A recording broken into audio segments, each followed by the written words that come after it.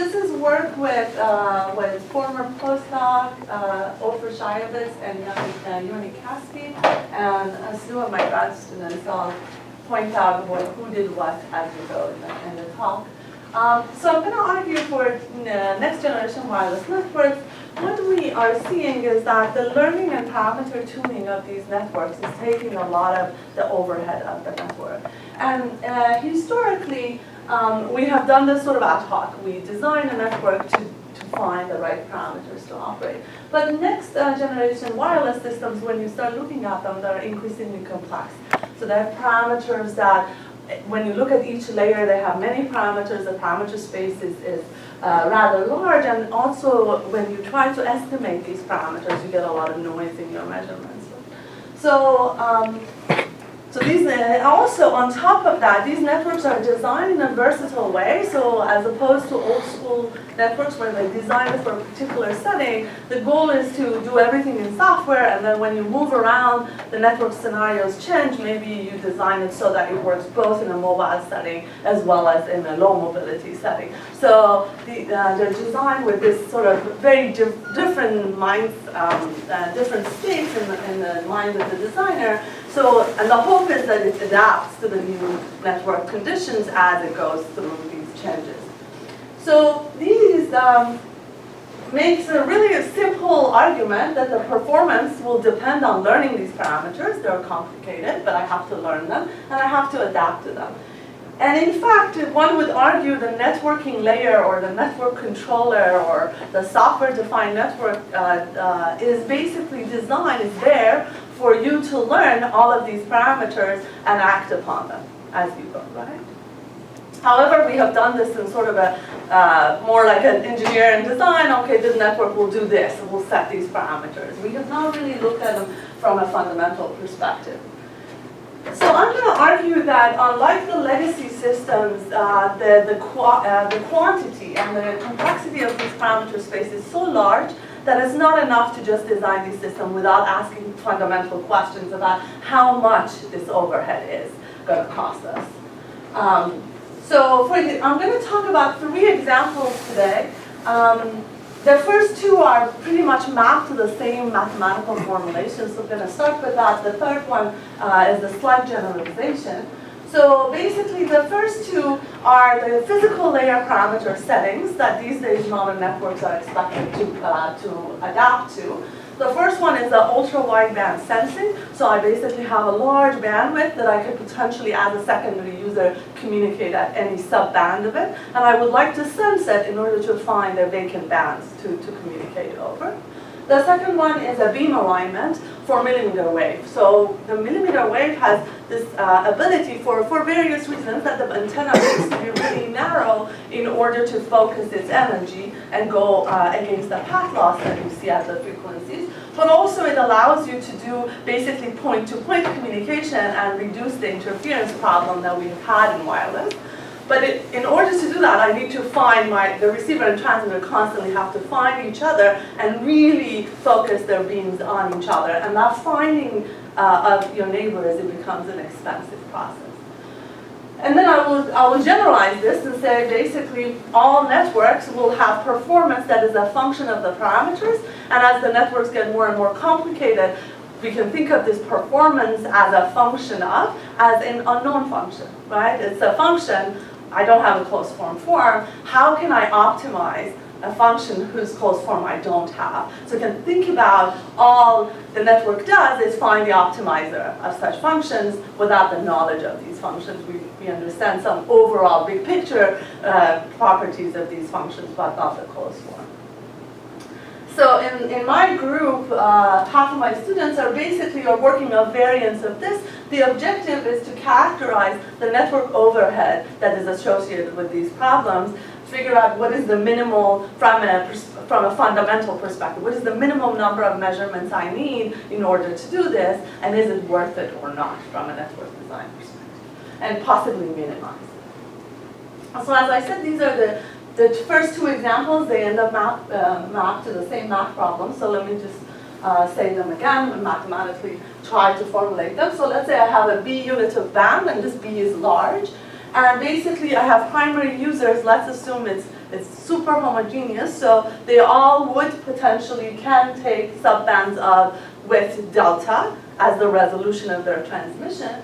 And a secondary user is interested to find the vacant parts of the band and communicate over those vacant parts, right? So, and this has to be done sequentially, right? In time, I have to basically make these measurements.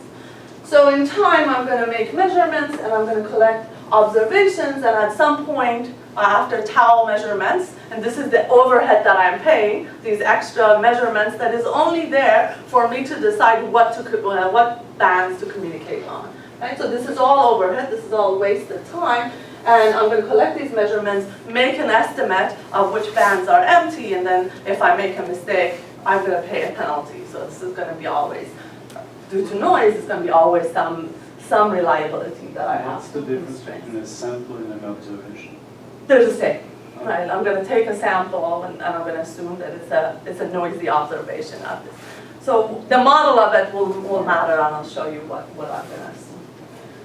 So this is the specific. So I'm going to assume that inspection or observation comes in form of a search of a subset of the bandwidth, and results is in measuring whether there is a vacant band or not, and that will be the signal plus some noise component. The bands are not reserved with many slots.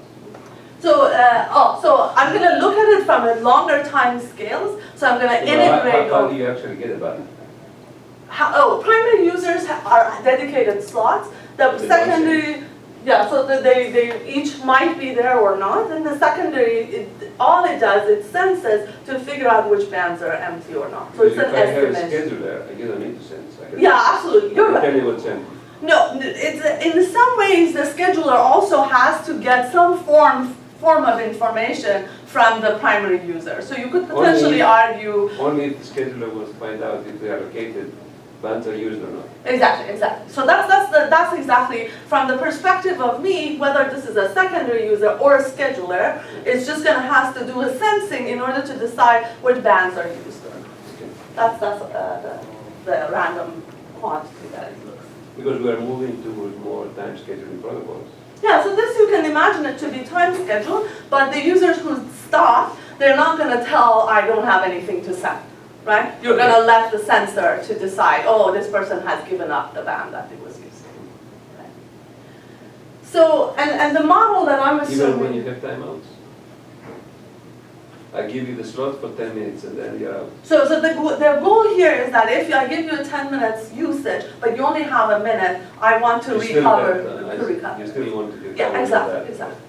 Right. Thanks. So again, I'm only interested in the fundamental, how much overhead I have to do in order to grab these excess bandwidth. The fundamental has to be also on the problem. Yeah, so the fundamental problem is it worth keeping track of those 9 minutes, or is it so expensive that I'm going to give it up, right? That's basically the overall question, but right now I just want to characterize how much it will be. Thank you.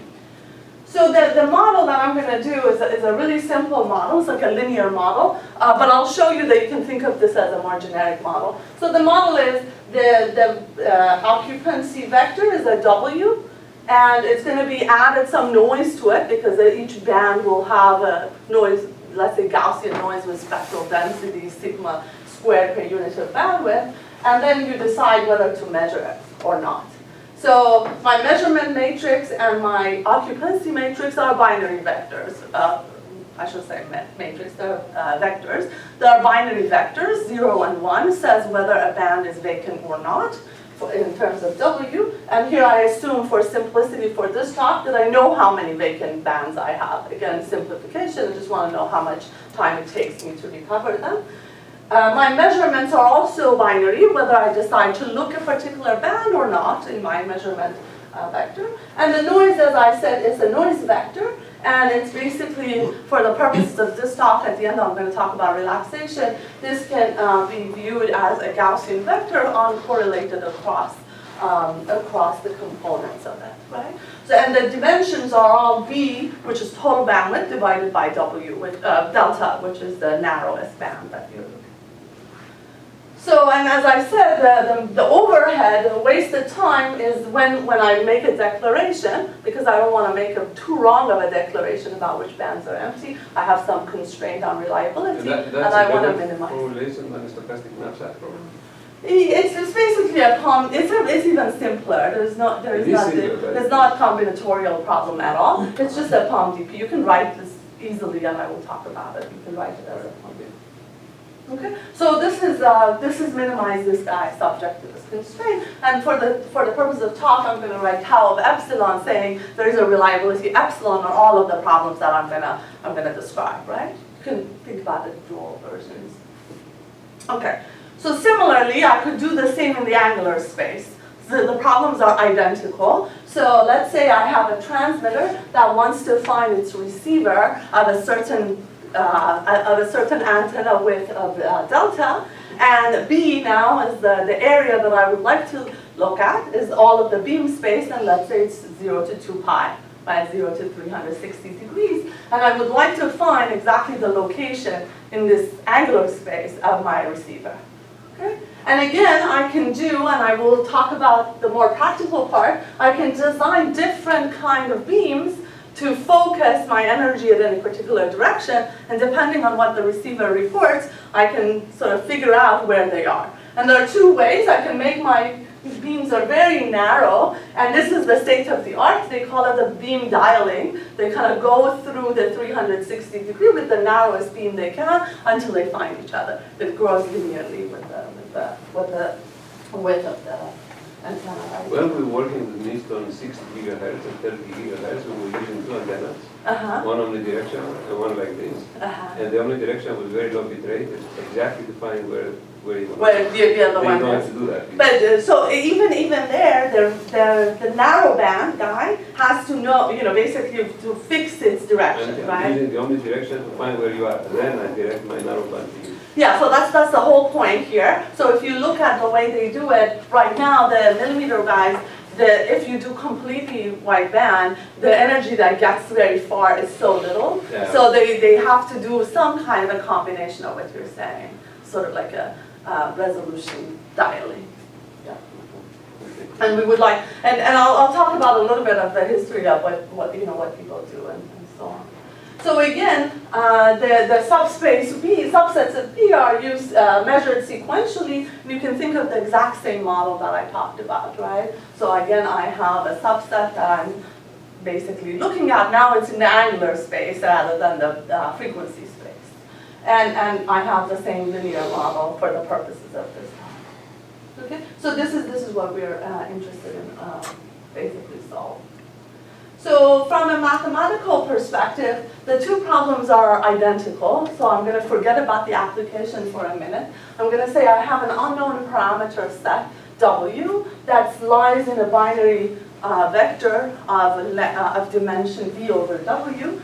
For most of the talk, I'm going to assume that the sparsity of this vector W is going to be 1. There's only one in there. I'm going to make an exception. A couple of the results are for general K, and then at the end I will talk about general K in general.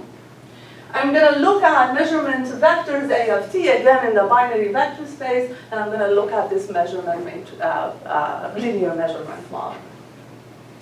Now, does the action at time t plus 1 know something about what's at t? Or yeah, so I'm going to exactly talk about what is the value of using what I have seen so far to design A of t. Exactly, I'm going to try to address that question. Because it's filtering, right? Yeah, this is a detection problem. It's even simpler. And it's filtering. Yeah, it's filtering on the vector, and I'm going to talk about it exactly. So, so the only minor thing, so this linear model has been used in signal processing a lot. I want to emphasize there's a bit of a difference with most of the models we know of. So if you think about your linear measurement, AT times W, my noise Z, the scalar noise that I see, is an inner product of this vector of noise that I have and this measurement vector A of t. So the variance of this noise actually can increase with the more ones I put here. So right, so this is the real problem that we're interested in trying to understand. So what is a good design of NFT at a given time, given the fact that it actually can affect the measurement noise directly, as well as what I can see, right? So that's a dual part effect of the measurement. But that's a problem because you have why did you put additive noise? No, even if it's not additive, so if these two elements are added together, even if this is not linear, there will be some effect of these. So let's say, for example, the correlated noise, still the design of this affects the total noise that you're collecting. It affects, but because the model is not linear, it's not necessarily increasing the variance. No, it's not, but it's a reasonable assumption to assume that it's going to increase. So there are some crazy cases that you say, I increase the size, but somehow the measurement gets better. In that case, then there's no trade-off. So I would say the interesting cases are, the hard cases are the cases where you increase the measurement dimension and the noise at the same time. If the noise goes down, so obviously you should make better, larger measurements. So that's sort of like why I'm looking at this. Okay, so basically, as John pointed out, this is a simple POM-DP problem. I have a hidden variable W. I don't know what it is. It's a fixed variable. I can, put some prior on it if I like to, or I can assume it's a fixed parameter. And I just look in time how to estimate this parameter or detect this parameter the best. Right? So in fact, you can numerically solve this using a DP on the space of beliefs on this, or the sufficient statistic that you define on that. What we have been, in my group, been interested, when you do these numerical solutions, first of all, quickly you are dealing with dimensionality issue, right? So as B over W gets, B over delta gets very large, the dimension gets really large, so solving these become impossible. Also, the sufficient statistics here is going to be a belief vector, so it's a continuous variable. You have to approximate these DPs to even solve them by quantizing, and as soon as you quantize, you lose all your theoretical guarantees. We sort of believe quantizing it fine enough will give us good approximation, but there is no guarantee, and in fact, it's easy to construct classes where you have. There are trade-offs, no? You can compute trade-offs in this problem. I don't think for this one we can take it offline. For this problem, I think there is no continuity result in terms of how much I don't have a guarantee that if you quantize up to this, you will get a solution out. You don't have a guarantee, but it has a viable solution. We can discuss this. Okay? Right, so what I have been interested in is to solve this problem from a qualitative perspective and answer two questions. The first question is I would like to understand the role of this allowable action set that allows me to design, for example, in the millimeter setting, beam weights, right? So it's not an easy question to go to some comm theorist and say, design a beam that measures this direction and that direction and that direction and puts nulls everywhere else, right? But I would like to understand, if I have this ability, how much it will buy me, right? In particular, and you cannot do that by adaptive array processing. So I want to justify adaptive array processing. I want to basically, from an engineering perspective, say, if you give me an adaptive array processor, how much I will buy. Then the question is how many elements you want to be able to. Yeah, exactly. So to justify that, I would like to understand the role of this action set. And even easier questions is the fact that if I increase my beam width, for example, in the millimeter, I am collecting a lot of noise. In fact, if you talk to, the first time I talked to Ronaldo at Bell Labs, and I said, I want really wide beams, he said, oh, your SNR will drop so much that your measurements are too noisy, it's not worth it, right? So they were spending a lot of time to design really clean, narrow beams. What is the point of designing a very wide beam? So here, again, because here, whether you think of it, the SNR drops or the noise is increasing when you increase your beams. Then compress. Right. No, it's just a measurement issue. When I increase... Compress and then detect. No, the measurement is very compressed. You kill the noise, that's the idea. So I would argue your measurement is killing the noise the same way. Okay. It's a compressing, right? So the question is how much. And I will talk about the back of the napkin argument for doing this. The second question is what Armand was asking. So I can think of two methods, adaptive processing versus non-adaptive. In adaptive processing, I can choose my measurement vector A of t as a function of what I have seen and what I have collected, as opposed to designing A of t offline.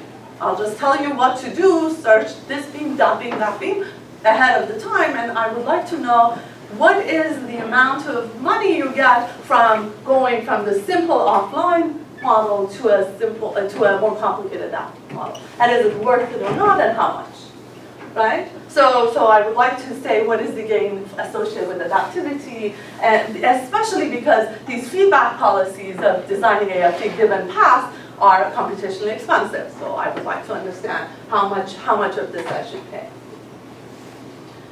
So let me just address this role of allowable action set and where we started with.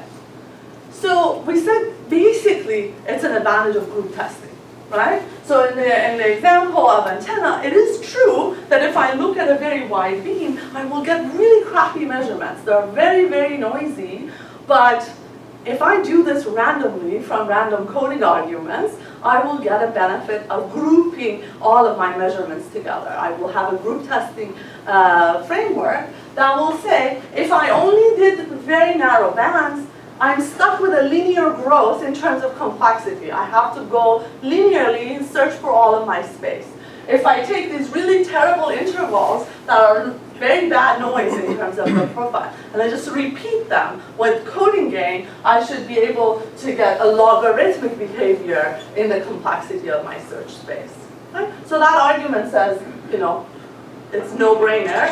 Think about searching wider areas. Right? So that's sort of the simpler case, and I would convince people like this, but you know, to a communication person, say, why would you want a very bad beam? Right? To give me a good. Isn't that clustering at different scale? It's basically binary search. It's even simpler. Clustering angle space. Yeah, basically, exactly. What you want to do, you want to create a hierarchy on all of your angles. And that's not the same as multi-rate coding or compression? It's like a channel coding version of it, right? That's multi-rate. It's a multi-rate, exactly. And you have kind of given the solution that I would like to develop. Right? So, and the observation here from an information perspective is that my measurements are going to be whether I have the transmitter in the set that I search or not, plus some noise. It doesn't matter what that noise profile is. If I do these subset searches, I basically get a logarithmic behavior, which is the amount, the bits that you would get to code where the location is, divided by the mutual information between the observations and the signal that you have. So it doesn't matter how bad this channel is. This number might be small, but this is going to be logarithmic behavior. Right? This is just an open loop. Even an open loop random search will give you that. Right? Is that clear? Right? So this, hopefully we all agree. So the second question, which is a little bit more interesting, is that how much is the gain associated with selecting measurement sequentially, adaptively, and we have basically defined this gain as just an increase in increase or decrease in your overhead if you allow for adaptive search relative to the best non-adaptive policy that you can find, right? So this is what we would like to characterize.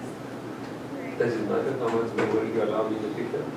That's an interesting. I'm going to assume that you have infinite memory or you have a good computation to do your update rules fast enough. I need to summarize the past. I don't need to remember everything. But I need to summarize. Because Tony was going to ask you about the age of convention. Yes, yeah, exactly. And that actually comes up in here a lot, right?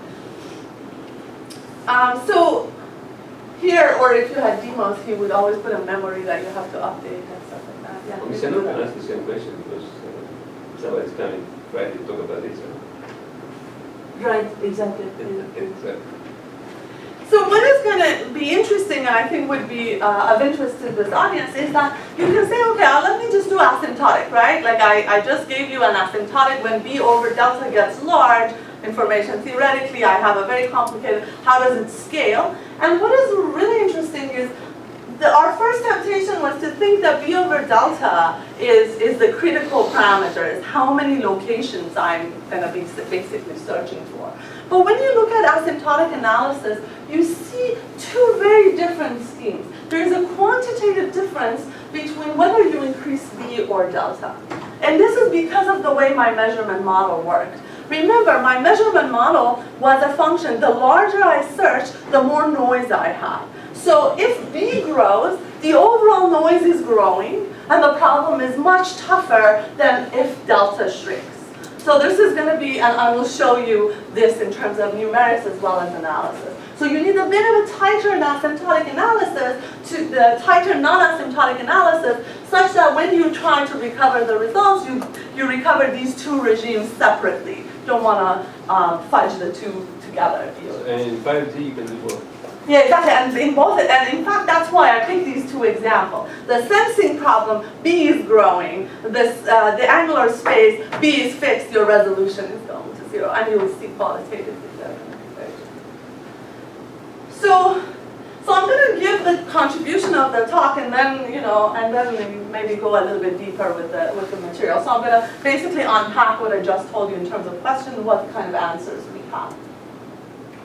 So the main takeaways, I'm going to talk about the general K for the first question, and then I will talk about the other one.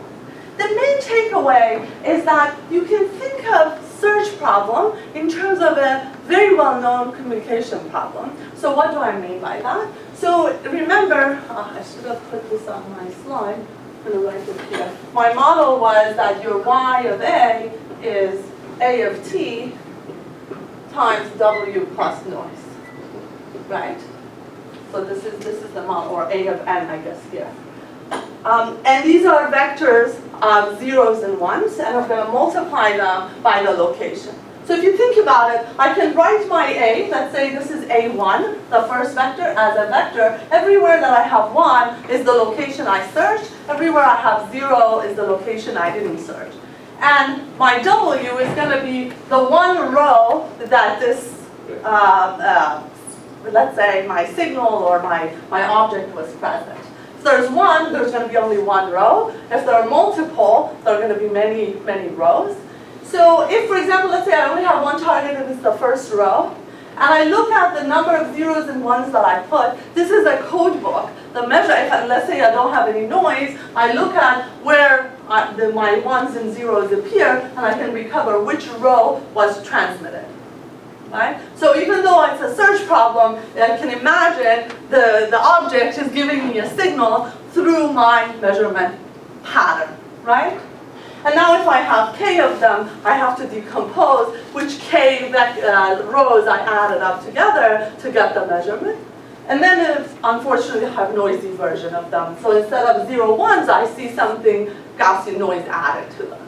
Right? There are two specific attributes of the problem that I want us to pay attention.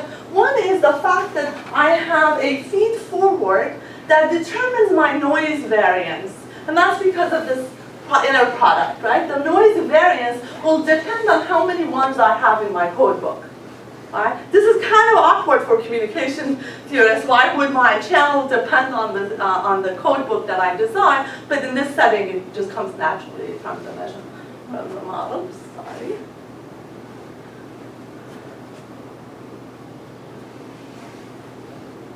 Oh. Exactly. And then I have a feedback question, which is... I asked you to put the power on because the power takes time out. That's in my luggage, sorry. So the output is going to be my previous measurements in communication, and it would be called as a feedback. So feedback. so you keep touching it so it doesn't go off. No, on the computer. Yeah, yes. Like my heel is broken, so he's giving me extra work. No, actually, I'm not giving you extra work. And if you stand over there, you can solve your I can't. I have to walk close to my Okay, but then you're going to start with the power interrupt. I'm good. I can handle it. Fine. So the measurements I have seen, as I said, I can remember them. From a communication perspective, this is what a perfect feedback would have done, providing the output of the channel to the coder, to the encoder, right? So these are the two attributes that But the why do problem you keep has. calling it coding? You know, it's just a vector measurement. Yes, but now I'm going to try to see why I call it coding, because it gives me a really good, a bunch of results for free. It's a clustering problem. But it gives me really clean ways of characterizing the measure. Have to understand the You can solve it any way you like, but how can I look at it this way, because it gives me results for free.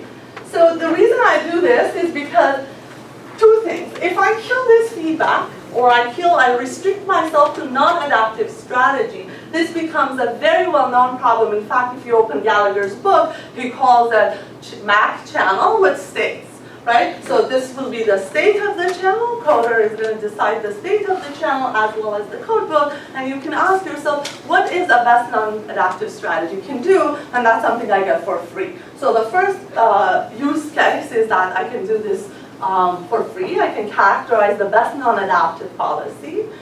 And then adaptive strategies are just searching in the literature, find good coding schemes, and if we like them, we just apply them here and see how much gain we will get. So we do this exactly. We take a coding scheme, feedback code from the literature, and we analyze it. And I'm going to talk about it. It's called posterior matching. We change it a little bit. We call it sorted posterior match, and we will characterize its performance. And now if you tell me how this performance compares to what Gallagher tells me is the best non-adaptive strategy, I automatically have given you a non-asymptotic analysis of how much gain you will get with respect to feedback or adaptivity. And it turns out that this characterization is tight enough to recover the two regimes I was talking about. The fixed interval, so if I fix the interval, or the angular space is fixed, and I just increase the resolution, I get one asymptotic, and if I do fix the resolution and increase the size, I get a different asymptotic. And roughly to give you a sense, these asymptotics look like this. So this is the case. So here I'm changing B over delta, or my number of locations that I'm searching, and I'm looking at how much time it takes to get to decide on the location of the vacant band or the beam location, up to the 10 to the minus 4 reliability. This is what I'm going to show. Here, I'm basically fixing the angular space, and I'm just looking for narrower and narrower beams, and you will get this logarithmic behavior that you would expect. And the difference is this is going to be my adaptive strategy, this is my non-adaptive. So you get a gain in front of your log behavior that we will show. The vertical axis is time to detect? Or time to detect, up to 10 to the minus 4 reliability. And this one is when B grows. So now my resolution is fixed, and I'm increasing B. And in this case, the adaptivity gain, in fact, grows linearly, and that's actually unboundedly better than that one, right? Because, again, remember, when the search space gets very, very large, my noise, half bandwidth noise, is also getting really, really large. Are the two vertical axes the same scale? No, these are completely different scales. So this is like around 20, and this is around 1200, because this problem is a lot extra. How did you compare that one? So I think at some point here they are comparable. Like if B and delta is the same, right? Well, with respect time to detection, the best here and the best there is where? Because this one is the number of locations. So there's one parameter, B over delta, for sigma fixed. They're the same. But in both diagrams, the vertical axis time to detect. Time to detect. Right, so I'm trying to understand, if I don't compare the difference here and there, what's the scale? Oh, this is a lot worse, right? Because, so what I'm saying is that the starting point here, the two, let me finish, John. If you start from the starting point, one is searching that's fixed amount, and it just goes for narrower and narrower. So this is this problem. It's logarithmic in the size, so it's very small. The other one, it starts from this point and goes large. I'm trying to understand in terms of units. If it is no, that's what I'm saying. It's like this part. Milliseconds. This part is this guy. Okay. Right, so you are going to start from like 20 locations at the beginning. One of them is increasing your location by making it narrower and narrower. That is going to grow logarithmic, so it's going to be a really small number, and it's going to stay in the some log of 20. And as you increase, this is going to grow linearly with the number because the noise is very, very bad. If you have a bound on time to detect because of usability, then can you use actually both? Or you have exactly. So I can argue. For example, let's say my bound is here. I can say adaptive strategy will do, non-adaptive will not do. Okay. Right? That's the kind of argument. That's why I was asking for the scale, because you may have to say, for me to be able to use the use spectrum, I have a time limit. If it takes you for long, I don't care. Exactly. Yeah, I could do that. But This is does even not more. include computational complexity. Right? No, that's So- another design question, right? Like, 'cause you have to make all of those decisions. This is your fundamental limit of saying, given that this is your measurement model, no matter what you do, how many free things the world throws at you, here your bottleneck is this. That's the answer. Okay, so how are we doing? Yeah, time. Okay, good. So I'm going to give you a quick bit of the analysis of what these things to make it a little bit more concrete. As I said, the non-adaptive strategies are basically Gallagher's result. So I'm going to look at a channel encoding over a stateful channel. So this is the setup. The result that I'm going to give you is for k equal 1, only one object, even though the results can be general for k. It's a Mach channel result. So when k is 1, what do I have? My measurement is basically my signal plus noise. My signal, again, let's say it's an open loop strategy. What it's going to do is it's going to basically look at, first of all, because it's non-adaptive, I'm going to fix the number of measurements that I'm going to make to be n, right? Because nothing is, so I'm going to try to optimize n. And I'm going to basically pick each of these columns completely with random probability with a Bernoulli, let's say, with probability q. So when I look at each of these rows, q% of them will have 1s, the rest will be 0. And the output is going to be, basically depends on whether the object is there or not. It's going to be the 1 if it's there and 0 if it's not there, plus this noise, which is a Gaussian noise, whose variance now is q times b over delta. Right? That's how much noise you're going to have.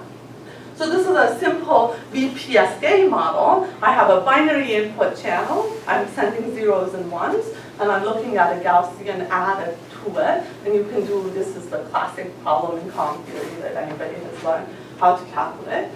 And so you can show that the measurement cannot be any less than log of b over delta with some relationship to epsilon. Let me suppress that. That's like to get this lower bound to be a really good lower bound, which is the reliability. So depending on the reliability, we'll have to make a little more measurements. Divided by the capacity of this channel. And this channel is a VPSK channel with the input coming from a Bernoulli Q and the Gaussian noise with a variance that depends on it. How do I optimize the best non-adaptive strategy? I optimize this denominator, right? So I find the best randomization to put as many 1s in each of the rows, and you can optimize.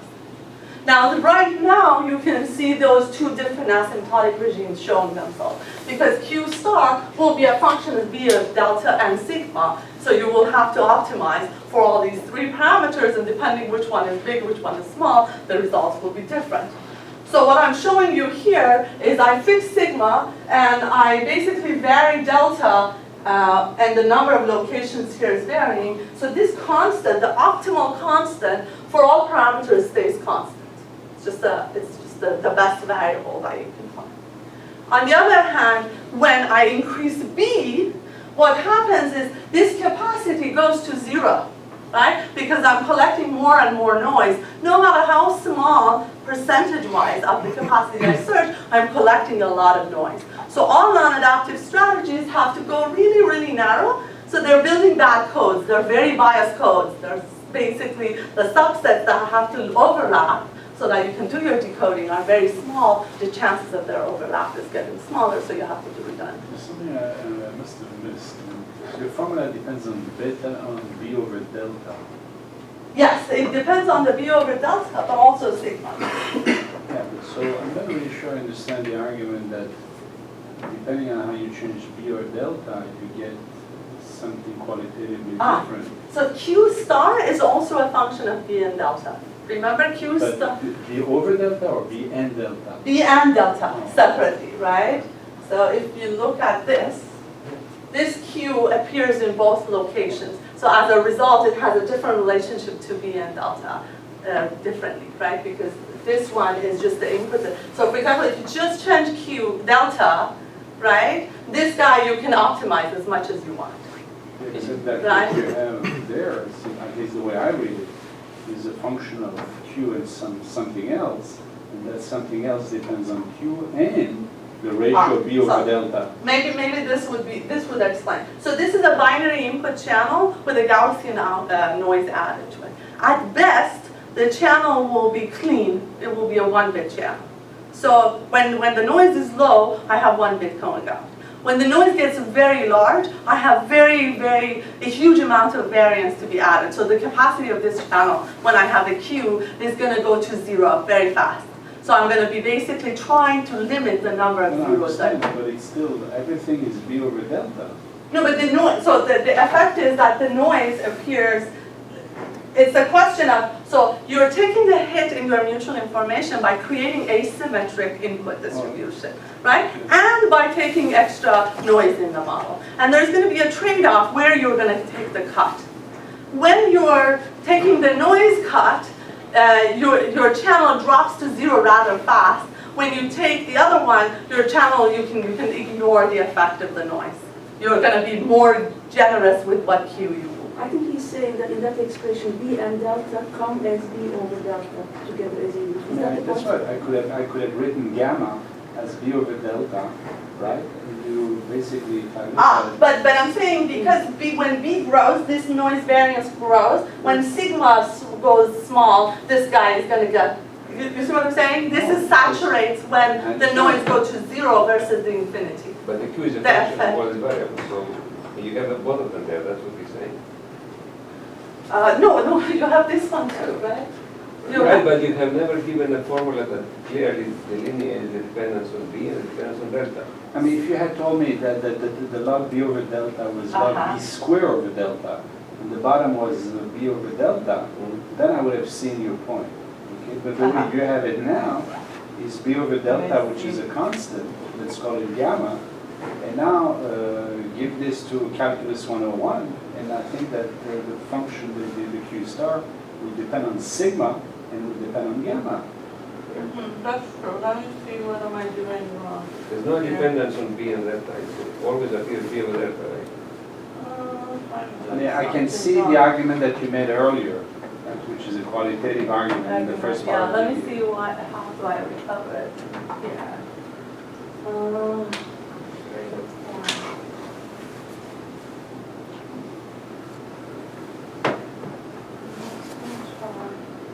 So I am saying Q star is a different function of B and delta, and you're right that in this formula somehow that gets scratched.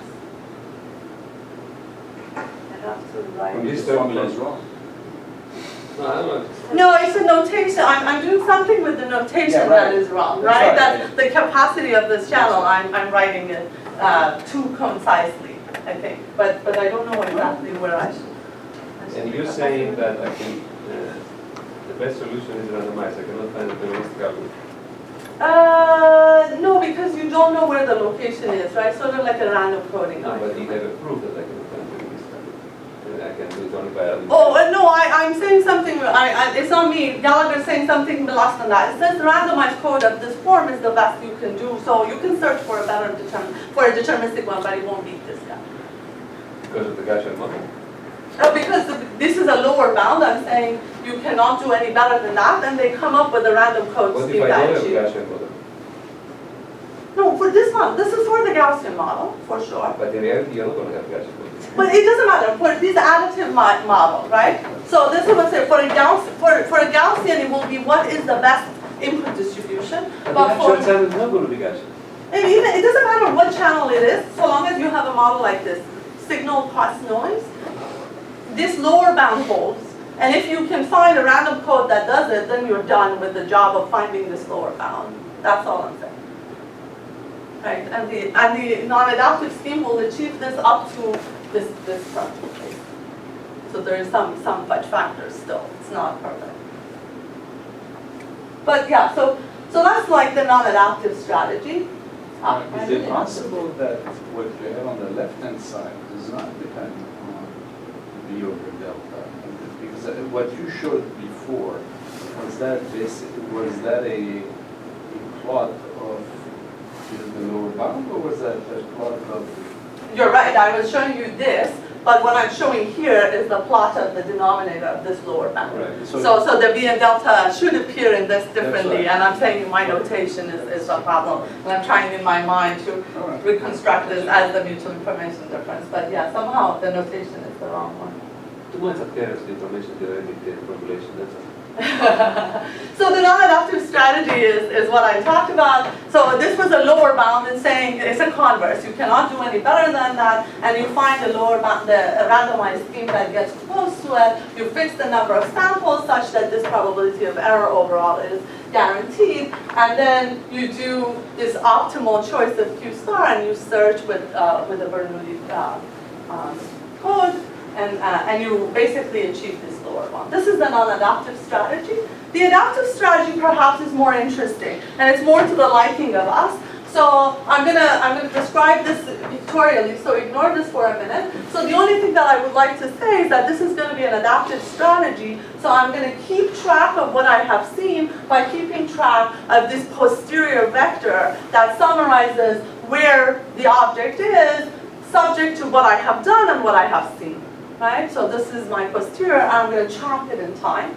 So this is a vector W that is basically where is the location of the object, and let's say this is my object right now. I'm going to form a probability distribution of where I believe the object is. I start from a uniform on all locations, and I'm going to shape it as I go in time.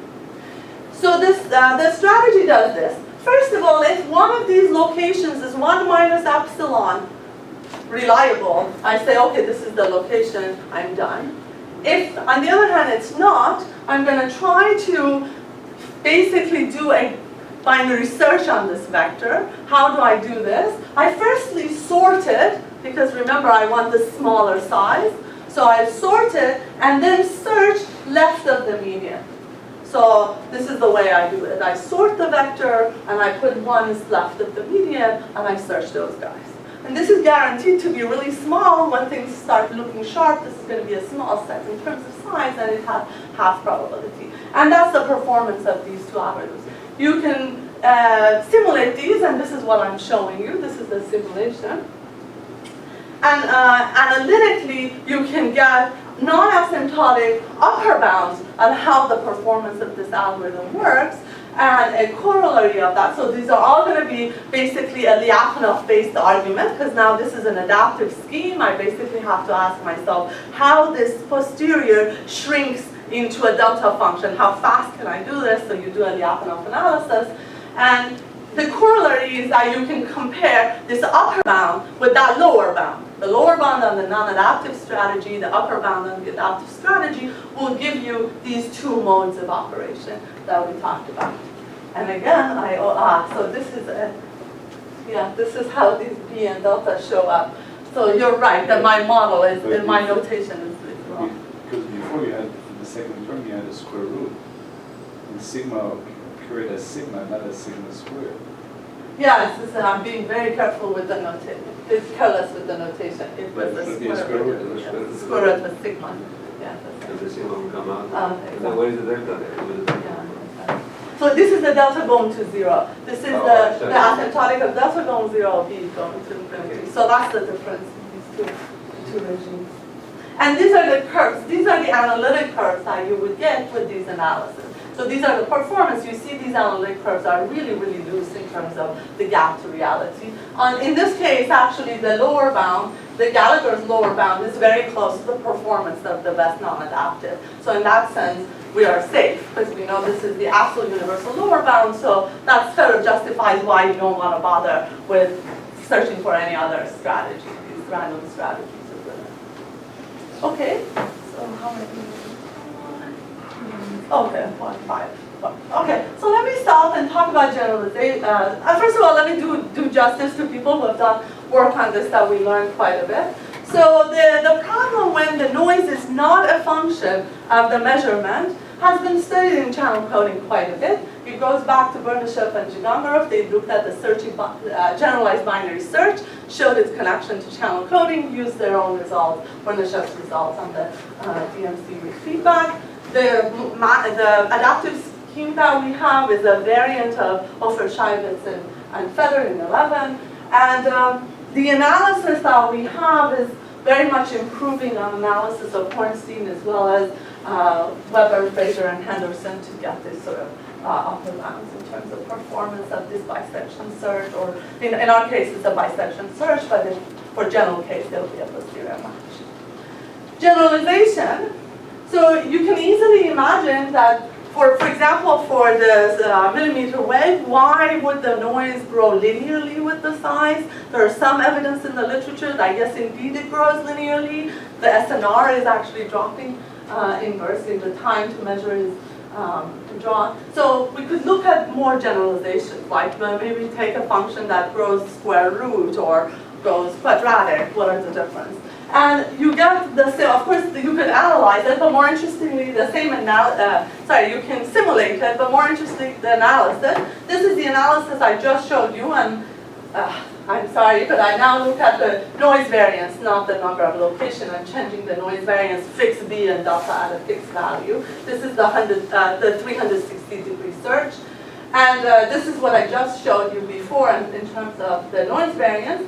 If it grows, instead of linear, it grows as a as like 3/4 root of size. The difference becomes even less, right? So now it's not really worth it for you to change your beam size that much, because you're not going to get a whole lot from doing it adaptively. If it's quadratic, on the other hand, you will get a huge difference. Right, and the trick is basically what regime you are in. So that's the model. There is a detailed model. I remember we worked with NIST on the. So the detailed model.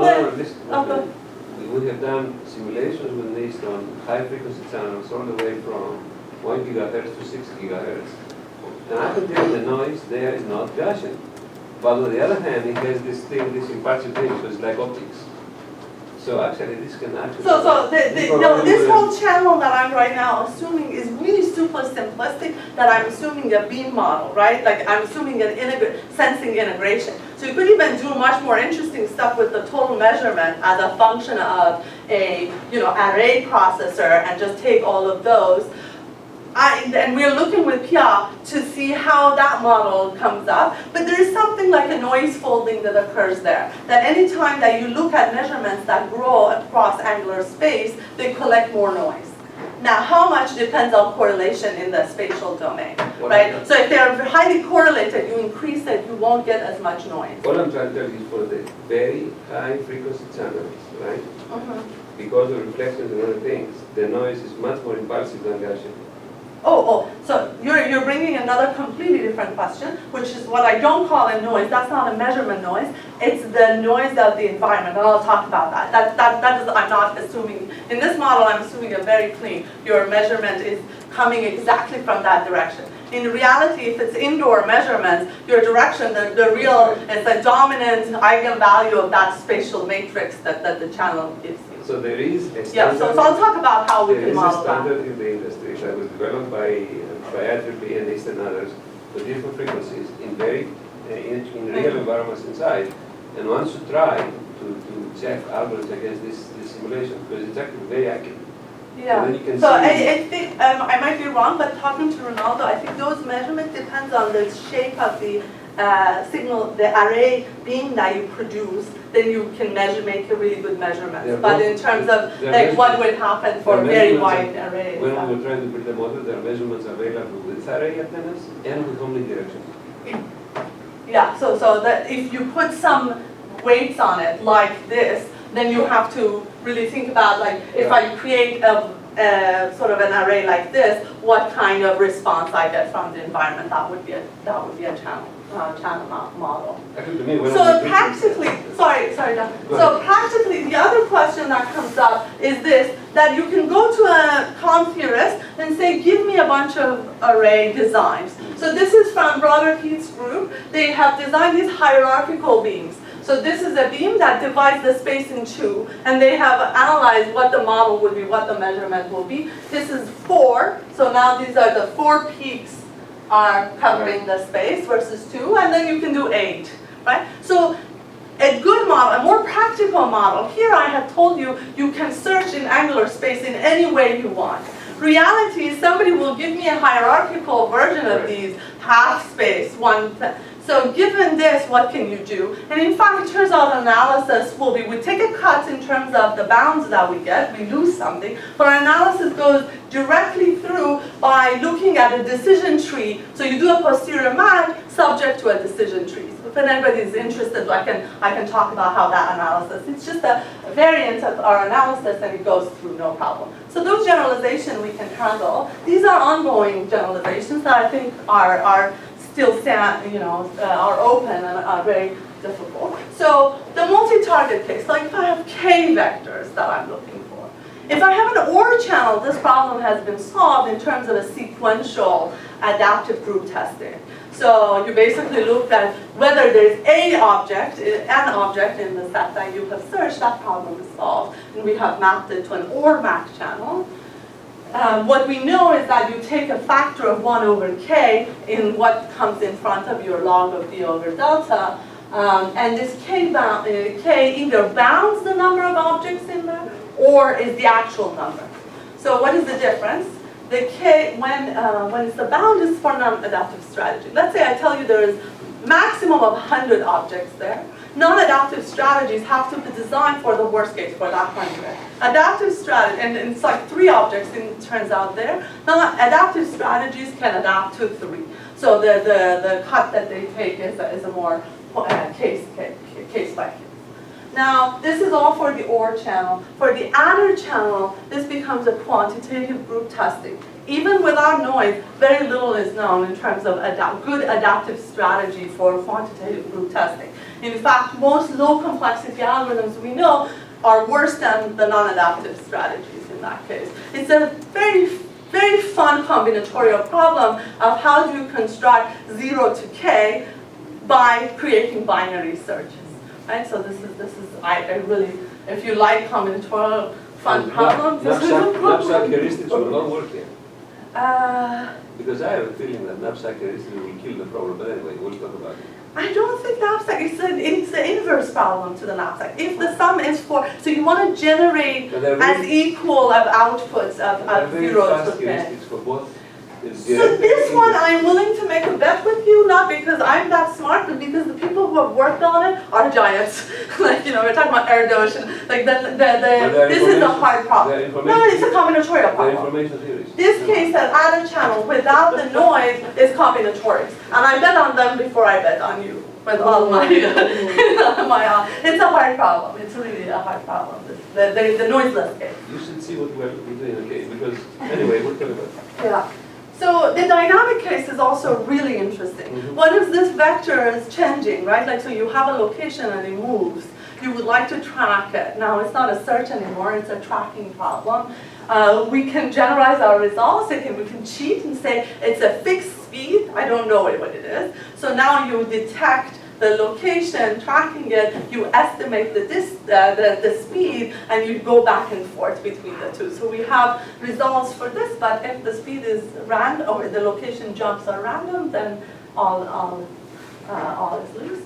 The Gaussian case, I gave the results in form of Gaussian because it gives you some non-arbitrary results as the way the noise gets added and so on. The results are actually, we first started with just the binary symmetric model. So you ask, is the object here or not? And the answer is yes or no, with some probability of flipping it. And that probability changes depending on the size. Arbitrary model. So that's like a hard-decoded version of any noise would fit in this, and the same results you can get for adaptivity. And it depends on the curve of how that probability changes. But I think that the noise model will not really, in this problem, will not be that good. Now, but oops, sorry, this should not be on top of my slides. Okay, don't ever modify your slides right before your talk. So, okay, I have to generalize this. So our model was, I was looking at a measurement which was my measurement times an unknown vector w plus z. Like, if I take this to be an unknown function, unknown linear function with coefficients that are unknown given by w, all I am doing is I am empirically learning the maximizer of this function, the likely maximizer. It's a delta particle delta plus some Gaussian noise, and I want to find its maximizer.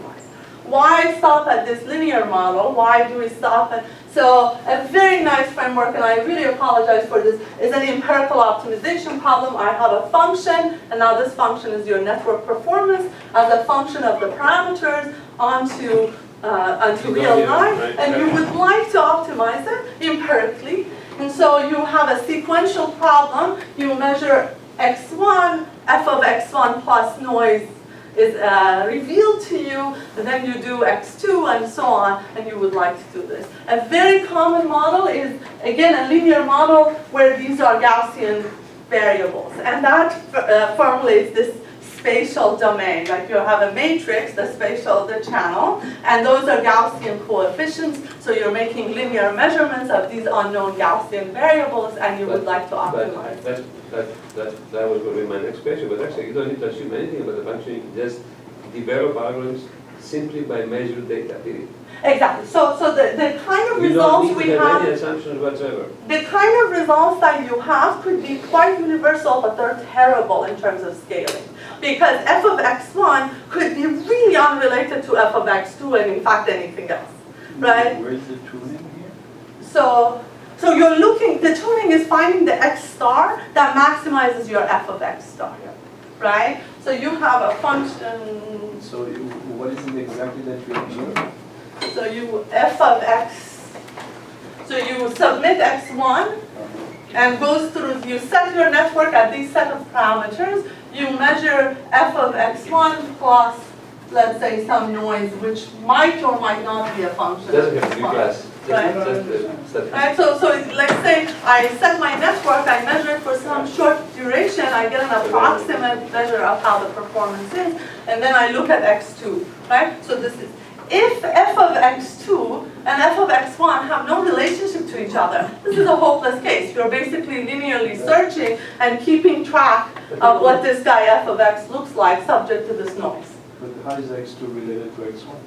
Oh, it's your choice. That's your choice? It's you're designing, right? So this is x1, this is x2, x3, and you would like to find f of x star fast as possible. And so that's based on knowing x1 up, for example, x1 plus exactly. You know x1 up to xt, xt and then you know the response to x1 and That's the xt. response. Yes, just the response.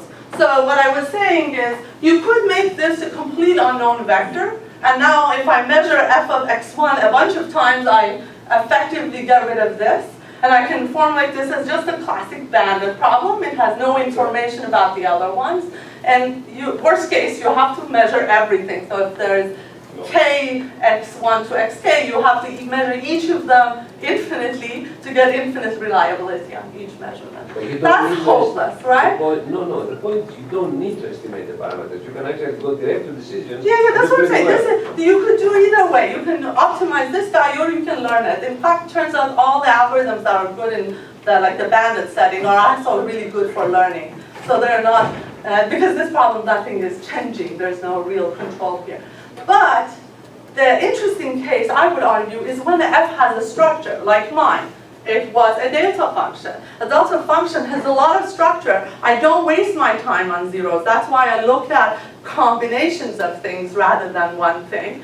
Another case that in the literature has been studied a lot is when f is a Gaussian process. Somebody has pulled it out of a Gaussian process, so I understand statistically how f of x1 and x2 are related depending on the distance of x1 and x2. So those are, you can get performance bounds improved quite a bit when you have these additional structures. And that's what I am technically really interested in. For example, in the array problem, I'm interested in finding the best array fast.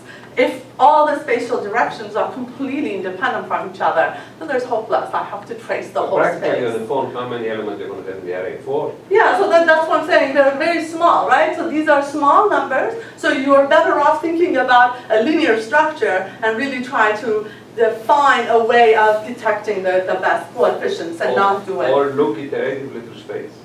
Yeah, that's that. I look at one half plane, then another one, and then I Exactly, and I would like to analyze, if I do these, how much I gain over let's not even design them like sequentially, let's just do it randomly, how much improvement I get. But the general setup is exactly the same. We have some results, and I'm gonna respect my time limit, but we have some results if anybody is interested for the Gaussian case that is pretty new and gives better bounds for that strategy. A lot of stuff. Okay. Thank you very much.